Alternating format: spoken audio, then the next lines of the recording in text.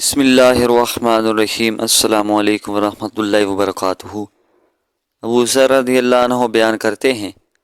رسول اللہ صلی اللہ علیہ وآلہ وسلم سے عرض کیا گیا، آپ بتائیں، ایک آدمی نیکی کا کام کرتا ہے، اس پر لوگ اس کی تعریف کرتے ہیں، دوسری روایت میں ہے کہ اس پر لوگ اسے پسند کرتے ہیں، اس کا کیا حکم ہے؟ آپ صلی اللہ علیہ وآلہ وسلم نے فرمایا، یہ مومن کے لیے پیش کی بشارت ہے۔ عبداللہ بن عمر رضی اللہ عنہ سے روایت ہے کہ انہوں نے رسول اللہ صلی اللہ علیہ وآلہ وسلم کو فرماتے ہوئے سنا، جو شخص اپنے عمل کے متعلق لوگوں کو سناتا ہے، اللہ اس کے متعلق اپنی مخلوق کے کانوں تک سنا دیتا ہے اور وہ اسے حقیر و ذلیل کر دیتا ہے۔ ابو سعید بن ابی فضالہ رضی اللہ عنہ بیان کرتے ہیں، رسول اللہ صلی اللہ علیہ وآلہ وسلم نے فرمایا، جب اللہ لوگوں کو روز قیامت، جس میں کوئی شک نہیں، حساب کے لیے جمع فرمائے گا، ایک اعلان کرنے والا اعلان کرے گا کہ جس نے کسی ایسے عمل میں جسے اس نے اکیلے اللہ کے لیے کیا تھا شریک بنایا، تو وہ اپنا ثواب اللہ کے علاوہ کسی اور سے طلب کرے، کیونکہ اللہ دوسرے تمام شریکوں کے مقابلے میں شرک سے سب سے زیادہ بے نیاز ہے۔ انس رضی اللہ عنہ سے روایت ہے، نبی صلی اللہ علیہ وآلہ وسلم نے فرمایا، جس شخص کی نیت طلب آخرت ہو، اللہ اس کے دل کو غنی کر دیتا ہے اور اس کے معاملے کو مجتمع فرما دیتا ہے،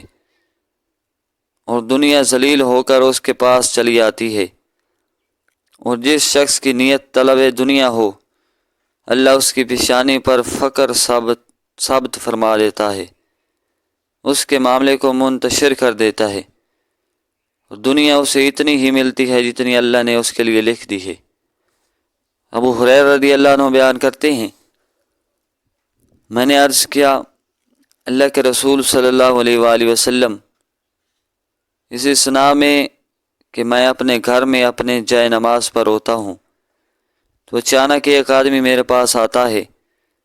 مجھے وہ اپنی حالت اچھی لگتی ہے جس میں وہ مجھے دیکھتا ہے، کیا یہ بھی ریاکاری ہے؟ رسول اللہ صلی اللہ علیہ وآلہ وسلم نے فرمایا، ابو ہریرہ، اللہ تم پر رحم فرمائے، تمہارے لیے دگنا اجر ہے، پوشیدہ کا اجر اور ظاہر کا اجر۔ ابو ہریرہ رضی اللہ عنہ بیان کرتے ہیں، رسول اللہ صلی اللہ علیہ وآلہ وسلم نے فرمایا، آخری زمانے میں کچھ ایسے لوگ ظاہر ہوں گے جو دین کے بدلے میں دنیا طلب کریں گے، لوگوں کو خوش کرنے کے لیے بکری کی کھال پہنیں گے، ان کی زبانیں یعنی گفتگو چینی سے زیادہ میٹھی ہوں گی،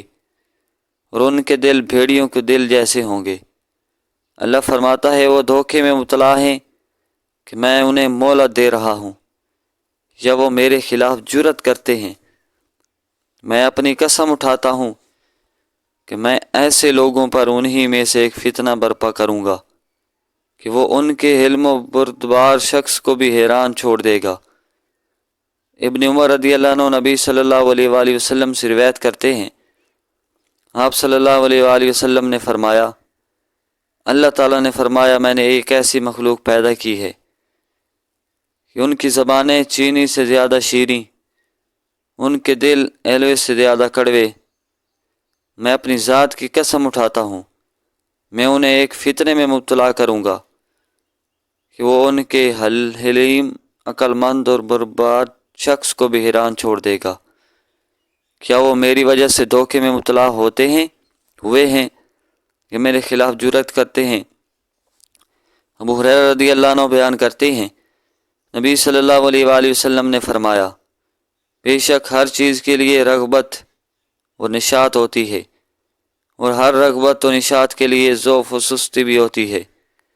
اگر اس رغبت رکھنے والے نے میانہ روی رکھی اور افراط سے اعتراض کیا تو اس کی کامیابی کی امید رکھو، اور اگر اس کی طرف انگلیاں اٹھائی جائیں، اس کی مشہوری ہو جائے، تو اسے شمار نہ کرو۔